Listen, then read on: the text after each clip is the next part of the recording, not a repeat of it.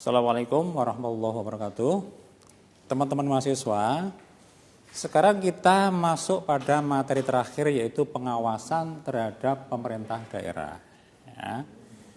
Jadi pemerintah daerah itu bukan satu negara, ya. Dia itu hanya satuan pemerintahan yang dibentuk oleh pemerintah pusat. Oleh karena itu, maka jangan sampai ya pemerintah daerah itu bisa meluncur menjadi satu entitas sosial politik yang akhirnya lepas ya. Nah, oleh karena itu supaya tidak begitu maka diadakan namanya kontrol ya, bahasa kita pengawasan. Lalu bahasa-bahasa di buku-buku namanya kontrol. Kontrol itu pengendalian sebetulnya, bukan pengawasan ya. Kalau pengawasan itu inspeksi. Tapi oke, karena bahasa kita menggunakan pengawasan, ya udahlah kita ngomong pengawasan, tapi di sini saya katakan adalah kontrol, yaitu pengendalian. Bagaimana supaya daerah itu pertama tidak lepas, yang kedua itu patuh terhadap peraturan perundang-undangan. Nah, oleh karena itu pemerintah daerah itu diawasi pertama oleh pemerintah pusat. Ya, hanya kemarin sudah saya jelaskan bahwa di negara kita itu pemerintah pusat itu tidak punya tangan panjang lagi, ya, tidak punya pejabat yang memang diangkat oleh pemerintah pusat secara khusus untuk mengawasi pemerintah daerah day to day. Berbeda dengan di Perancis, berbeda dengan di Belanda. Ya.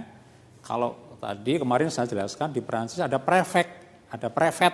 Ya. Prefet itu adalah pejabat pusat yang diangkat oleh pemerintah pusat untuk mengawasi departemen, daerah otonom departemen. Dan prefet punya bawahan namanya sosprefet, yang dia diberi tugas untuk mengawasi komun, jelas kan? Nah, di kita siapa? Undang-undang mengatakan bahwa pemerintah pusat itu punya wakil pemerintah pusat yang ada di provinsi, yaitu gubernur.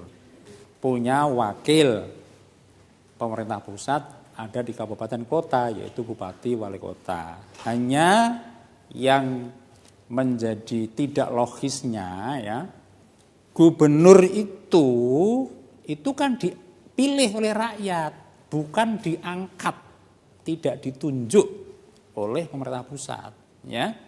Tetapi dia itu sebetulnya organ daerah otonom, alatnya rakyat daerah otonom, tapi kemudian ditumpangi saja. Oleh karena itu tidak pernah efektif, ya. Pemerintahan atau pengawasan kontrol terhadap daerah otonom di Indonesia tidak pernah efektif. Karena apa?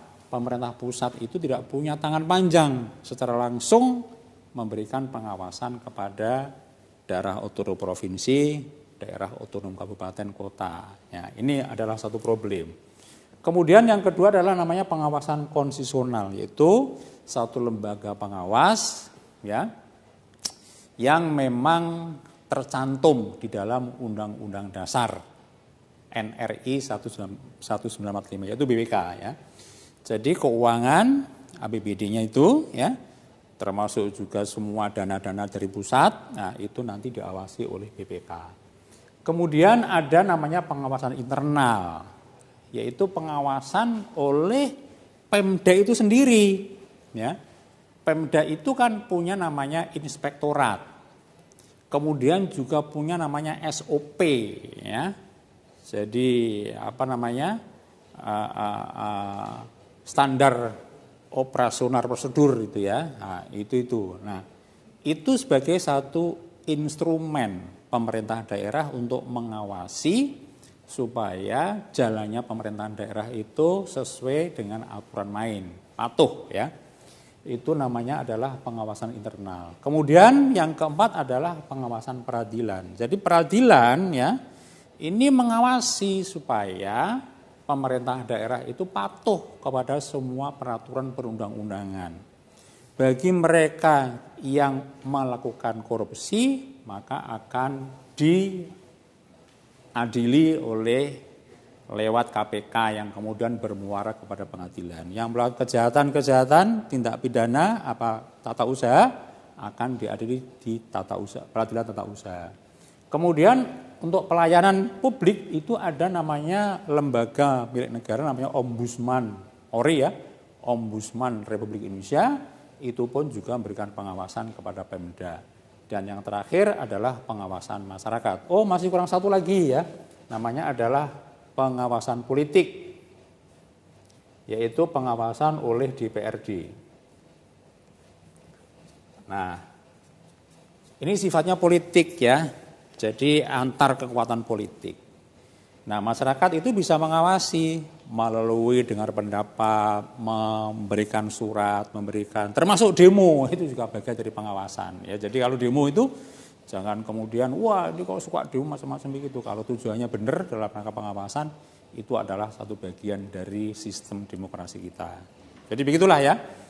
Jadi teman-teman semuanya mudah-mudahan makin paham tentang pemerintahan lokal secara saintifik ya. Bukan dari undang-undang ya, jadi undang-undangnya itu ya baca sendiri aja undang-undang, dan itu mungkin bisa berganti lagi dalam waktu dekat atau lama ya. Tapi yang kita pelajari adalah dari sisi sainnya, dari sisi ilmu pengetahuannya. Demikian, mudah-mudahan makin paham tentang local government secara saintifik, secara keilmuan. Assalamualaikum warahmatullahi wabarakatuh.